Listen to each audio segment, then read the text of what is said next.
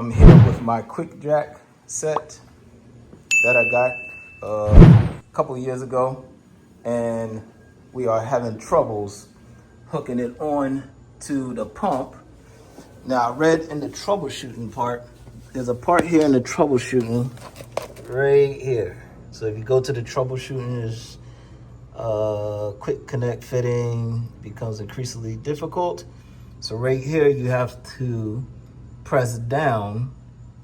All right, now this is if it's hooked up, but I found if you press down or you get somebody to press down for you, that it will, I think, release the pressure, and then you could put the connect on. So we did one already.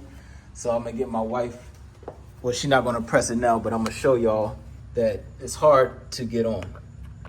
So if you put it on, it's hard. And now she's going to hold down, all right? She's gonna hold down and,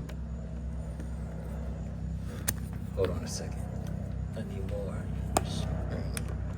You holding down? Mm-hmm. And there you go. So she held down, released it, and everything should be good. So it connects to the jacks perfectly. It just won't connect to the pump unless you hold down on the pump.